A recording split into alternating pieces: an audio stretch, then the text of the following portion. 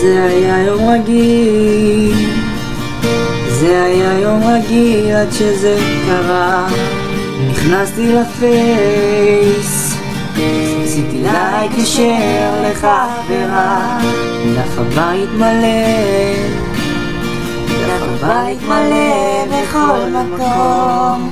פתאום פוסט מוונדי, זה היה מיידי, הם רשמו שזה עזב. אז הם כאילו 4 עכשיו. זה עזב, זה לא יכול להיות, אני עומד עכשיו לבכות.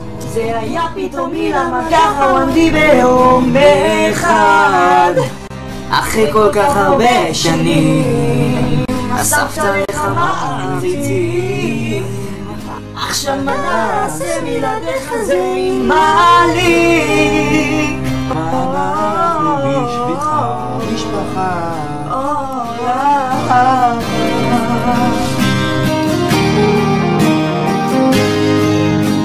ניסיתי הכל, זה הקטע של זה. רגע, תנו לי שנייה אחת לסולו שלו. הנה. ניסיתי לחקור למה הוא עזב. לא רוצה להיות מפורסם, רוצה לחיות חיים רגילים כמו כולם, אבל זה לא פתח עם נתיב גוי קריירת סולו. זה עזב,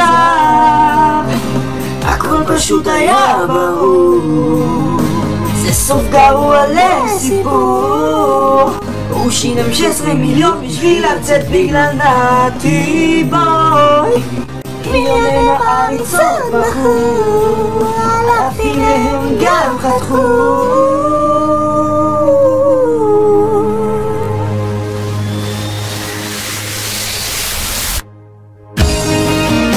היי, נתי בוי, אני אומר להגיד פטי בוי. בוא, השמן בוא. יש לי משהו להגיד לך בשם כל המעריצים. יא בן זונה,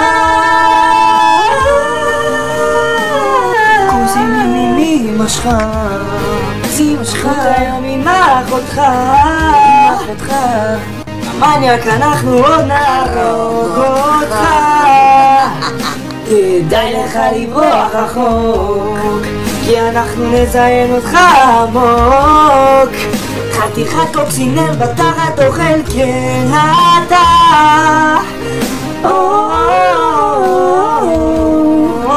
נתי בוי, נאצי בוי.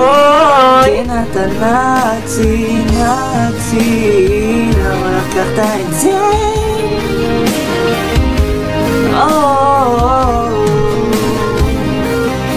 עוד תוכל מאיתנו כאן,